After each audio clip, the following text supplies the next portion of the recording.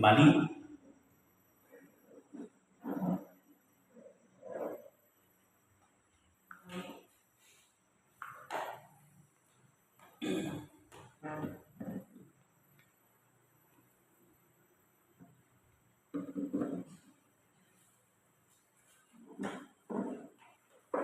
Ya, shalom. Sekali lagi shalom. Ada sukacita? Bujur-bujur lah. Ya, puji Tuhan. Sukacita saya dapatkan dari Pak Mada tadi dan luar biasa, dan saya katakan tadi bahwa saya belajar untuk selalu bersukacita. Amin. Ya. Dan saya kira bahwa sukacita itu selalu memenuhi kehidupan kita. Amin. Ya. Wah, sudah semakin redup. Amin. Ya, puji Tuhan. Tapi bukan dipaksa ya, baru amin ya. Ya. Pertama-tama saya ucapkan terima kasih kepada para pengurus yang mempercayakan saya hari ini untuk menyampaikan firman Tuhan sekaligus memimpin pertemuan kudus. Terima kasih. Dan juga jemaat Tuhan, Bapak Ibu Saudara yang ada pada saat ini, terima kasih untuk perkenanan atau seizin sehingga saya bisa berdiri di depan Bapak Ibu Saudara sekalian. Ya, Bapak Ibu Saudara yang saya kasihi dalam nama Tuhan Yesus, mari kita buka firman Tuhan dalam kitab Injil Matius.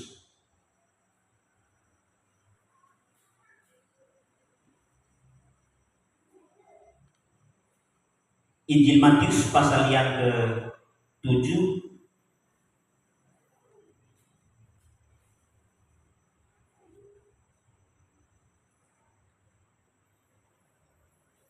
ayat yang ke-7 hingga ayatnya yang ke-11.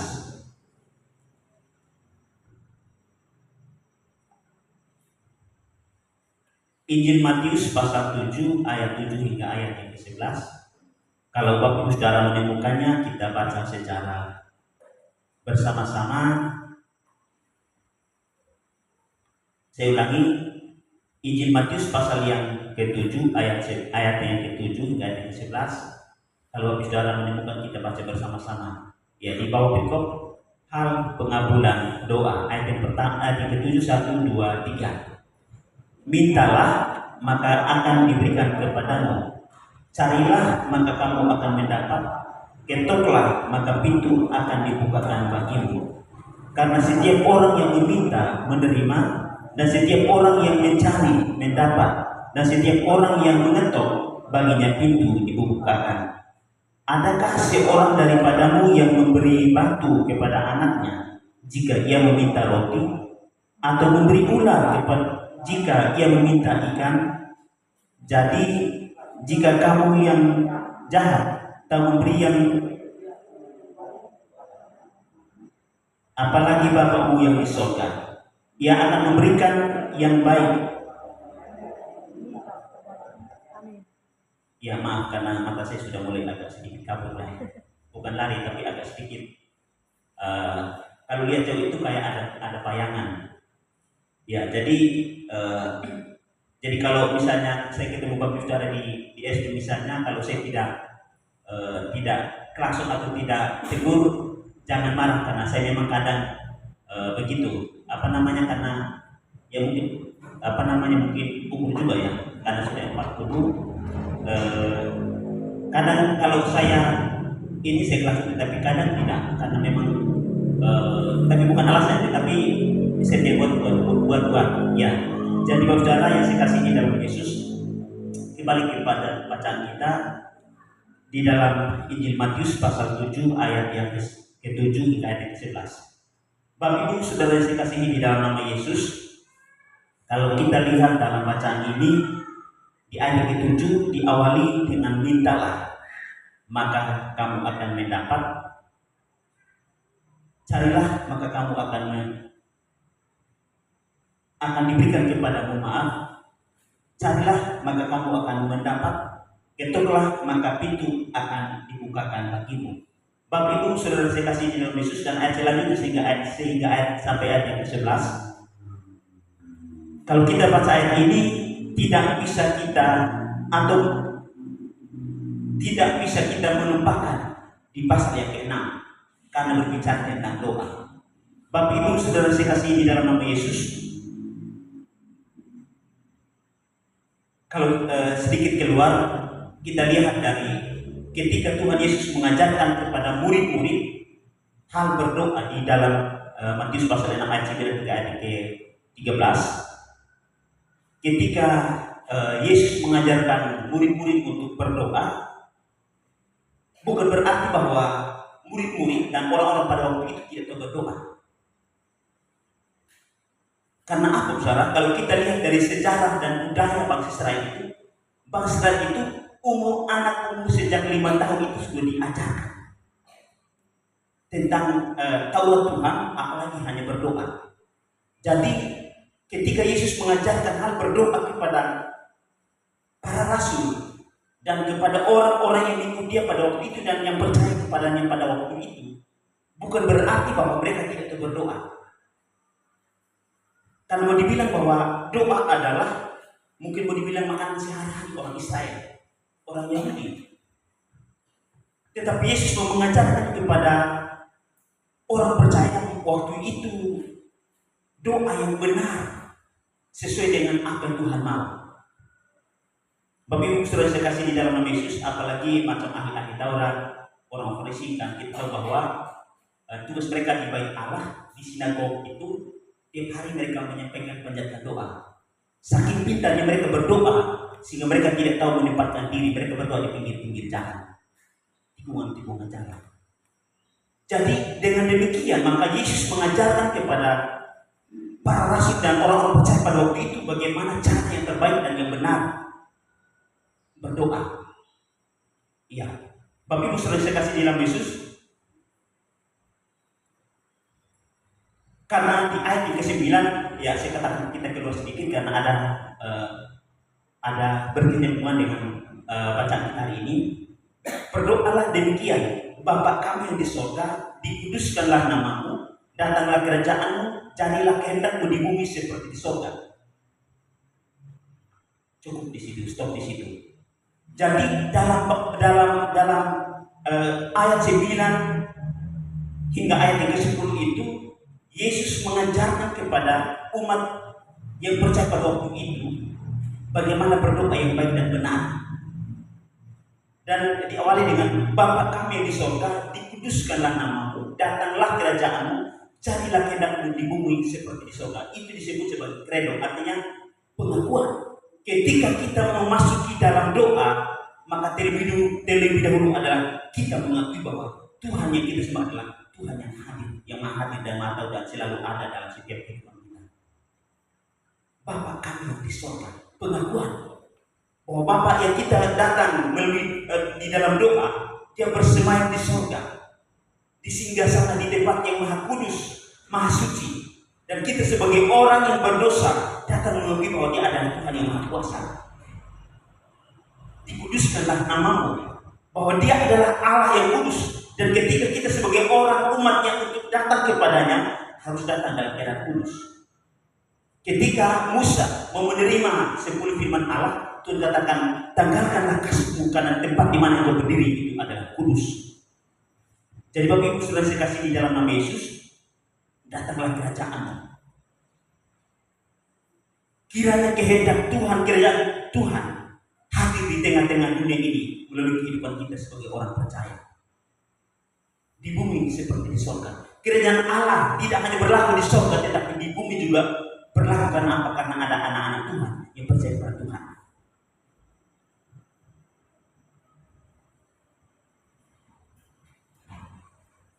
Bapak Ibu sudah saya kasih di dalam nama Yesus. Jadi kerajaan Allah itu senantiasa hadir di tengah-tengah umat Tuhan, orang percaya. Artinya bahwa sekalipun kita masih hidup di dunia, tetapi ada tanda-tanda kerajaan Allah sudah ada dalam kehidupan kita. Artinya kita menjadi berkat bagi orang lain dalam tutur kata kita, dalam tindakan kita, dalam segala macam hal. Salah satu adalah mungkin ya apa namanya apa tersenyum tadi. Maaf ya, saya bukan menyinggung Pak Badan ya. Itu satu cara, itu ketika orang melihat kita dan kita tersenyum itu ada sesuatu yang dia dapatkan, bahwa ada suatu sapaan tidak secara langsung tetapi melalui senyuman pun orang bisa mendapatkan berkat. Amin. Wah, kenapa tidak ya? Ya, jadi maaf ya bukan ini, tapi supaya kita tidak terlalu tegang ya. Ya, Bapak Ibu sudah saya kasih di dalam Yesus. Lalu dalam bacaan kita, apa maksud daripada bacaan ini? Bahwa mintalah, ketoklah, dan carilah. Izinnya saya minum karena agak sedikit batuk.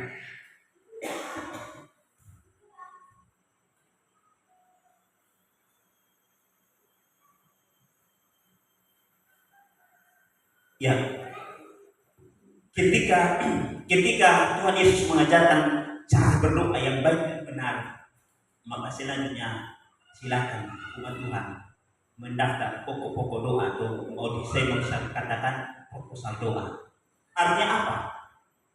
Sebelum kita mengutamakan apa yang kita mau kepada Tuhan, maka seharusnya terlebih dahulu kita mengakui kemahakuasaan Tuhan. Terlebih dahulu kita menghadirkan Tuhan dalam kehidupan kita. Terlebih dahulu kita mengundang Tuhan untuk senantiasa hadir dalam kehidupan kita. Sehingga dengan demikian, maka tergenaplah dalam Injil Matius pasal 6 ayat 33 tadi.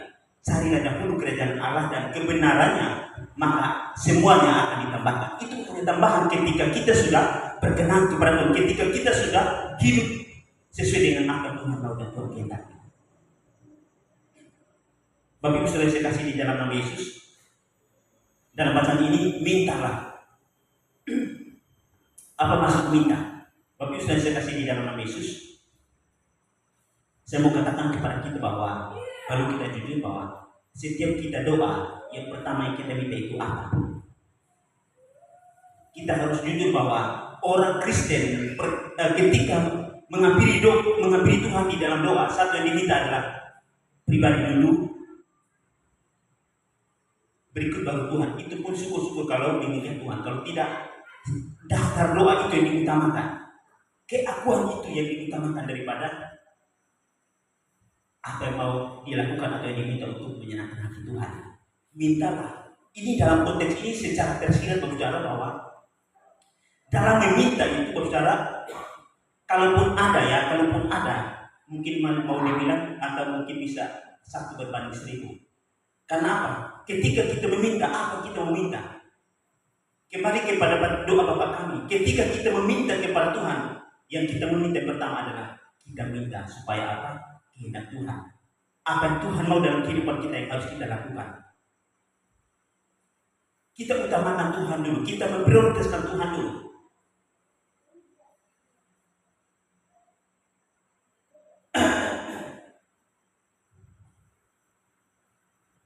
Ya, Bapak Ibu sudah saya kasih di dalam Yesus.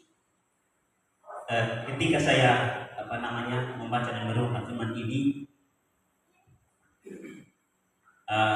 saya mau katakan saya jujur di hadapan jemaat, dan saya katakan kepada Tuhan, Tuhan, apa yang Kau mau untuk saya lakukan? Itu saya minta dengan Tuhan. Apa yang Tuhan mau untuk saya lakukan? Saya bilang, Tuhan, berikan saya pengertian. Itu saya minta saudara. Jadi kalau Bapak Saudara tidak percaya dengan omongan saya, silahkan lakukan, akan tahu sendiri. Di sini pun saya katakan demikian. Saya katakan kepada jemaat, apa yang saya sampaikan kalau Bapak Saudara jemaat Tuhan tidak percaya, tidak yakin dengan apa yang saya sampaikan, silahkan lakukan, maka akan tahu sendiri. Bapak Ibu sudah saya kasih di dalam nama Yesus, mintalah sebagai hamba Tuhan di tempat ini bersama dengan jemaat bergandeng tangan. Minta kehendak Tuhan jadi di dalam gereja itu. Tidak mustahil bagi Tuhan terjadi mujizat. Amin. Hanya bagaimana kita bisa bersama-sama untuk berdoa. Tidak bisa hamba Tuhan berjalan sendirian. Karena apa?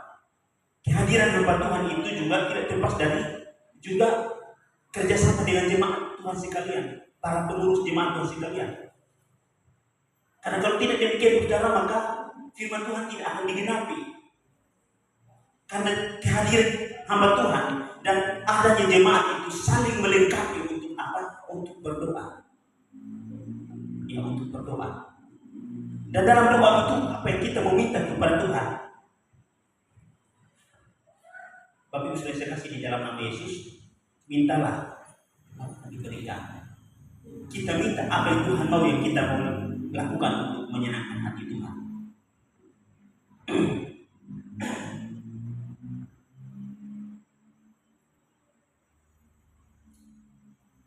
Karena apa dilanjutkan, setiap orang yang meminta akan mendapat. Jadi dalam kehidupan kita sebagai orang percaya, ketika kita berdoa, maka yang kita melakukan utama adalah kita meminta kehendak Tuhan. Kita meminta apa yang Tuhan mau untuk kita lakukan. Dan kemudian baru kita meminta apa kita mau minta daripada Tuhan dalam kehidupan kita selagi kita masih hidup ini. Ya. Apa sih yang Tuhan tidak berikan dalam kebutuhan kita? Tuhan tahu dan Tuhan sudah memberikan kepada kita. Bahkan orang yang tidak percaya kepada Tuhan sekalipun Tuhan pelihara. Bahkan mungkin orang yang tidak percaya kepada Tuhan lebih kaya daripada kita yang percaya kepada Tuhan. Kenapa demikian, saudara? Itu adalah bukti Tuhan bertanggung jawab atas setiap umatnya.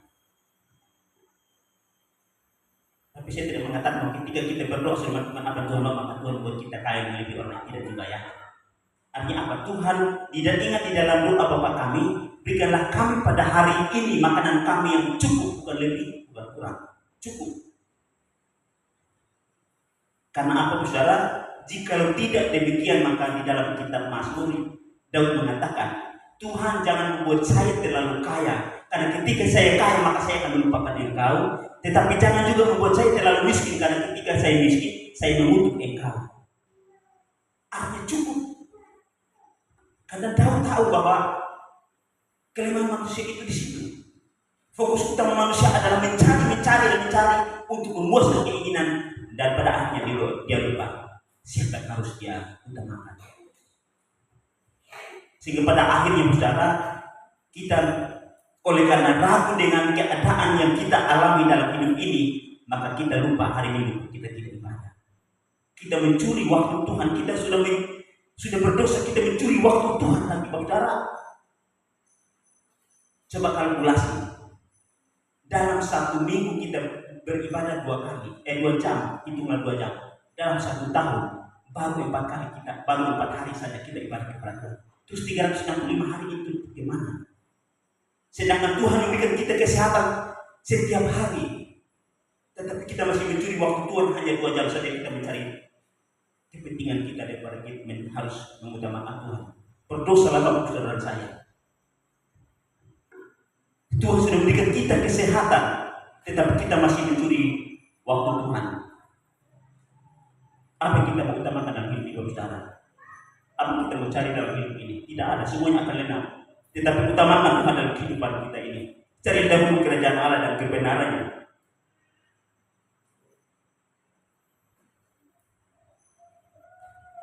Tuhan tahu pergumulan kita, tetapi apakah kita mau utamakan Tuhan atau tidak, itu kembali kepada pilihan kita. Tetapi karena kekhawatiran kita, maka kita melupakan Tuhan. Kita menuntut, tetapi apa kita buat untuk Tuhan? Tidak ada. Tapi kita masih menuntut, bahkan kita mencuri waktu.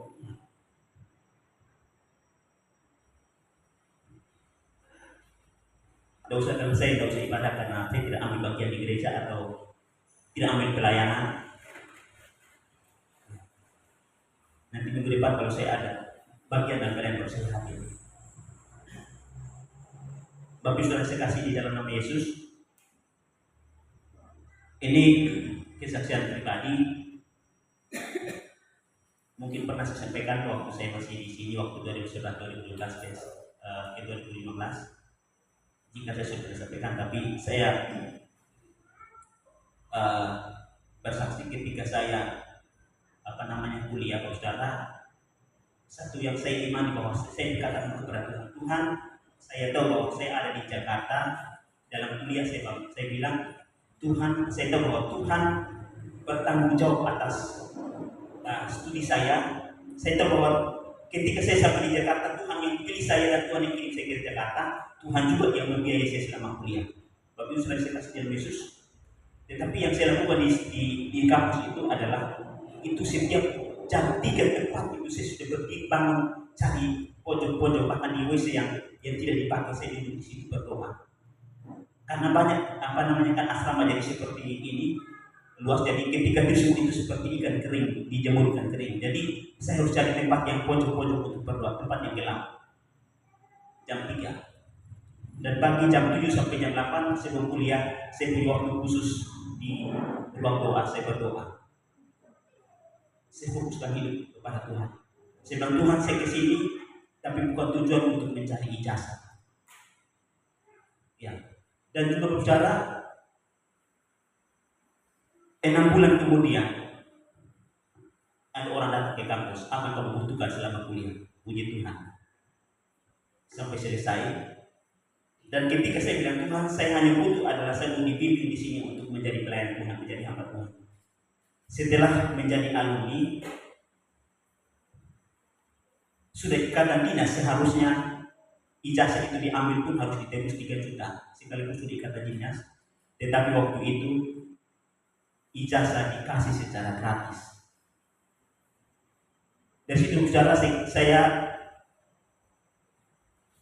saya mau jujur bahwa saya jarang berdoa minta apa yang saya mau minta kepada Tuhan untuk pribadi saya.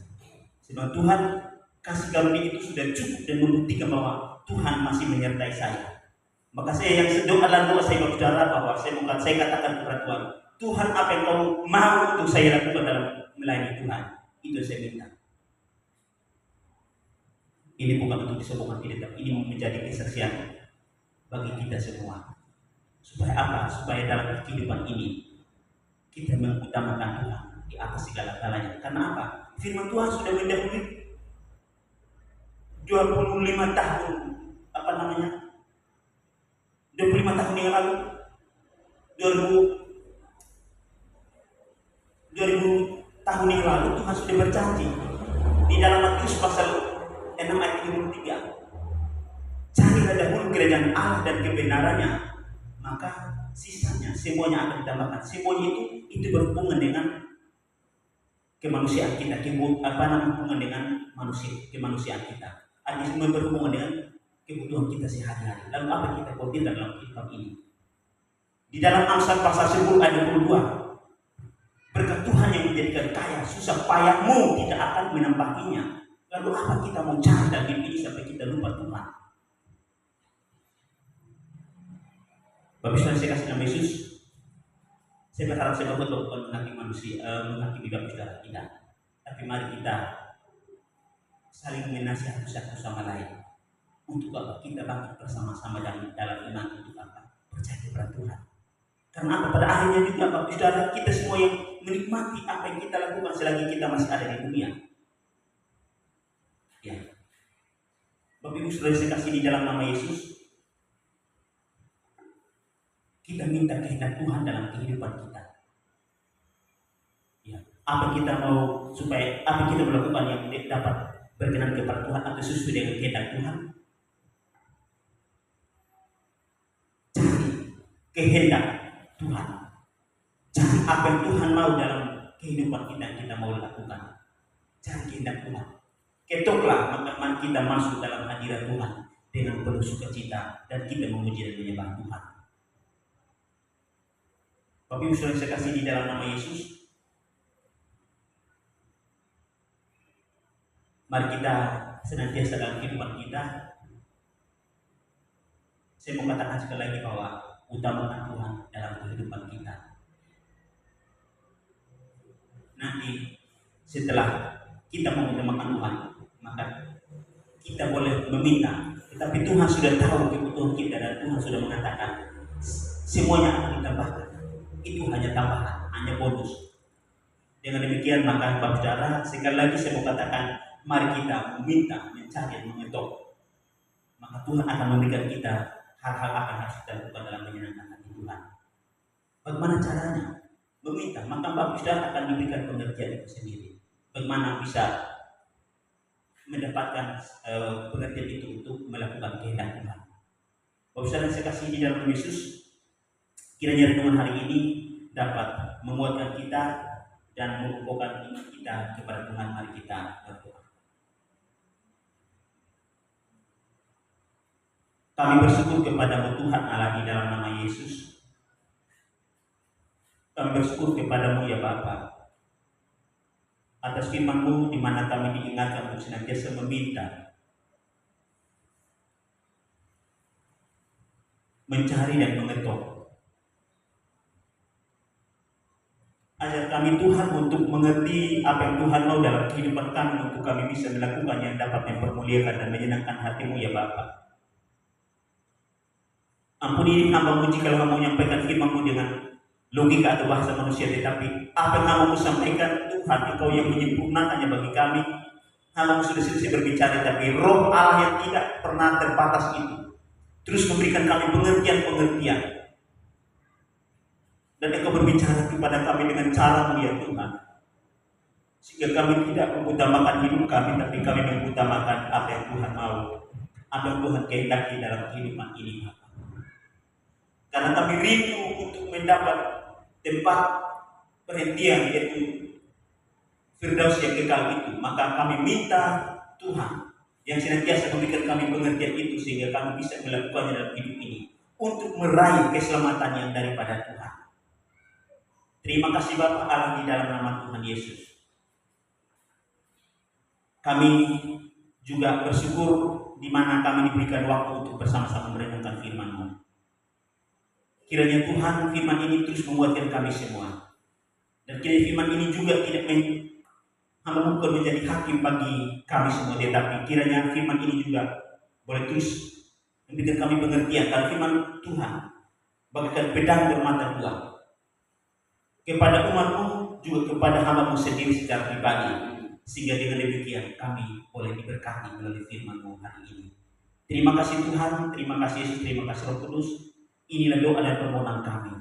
Kepadamu kami datang dan bersyukur atas firman-Mu hari ini bagi kami. Haleluya. Amin.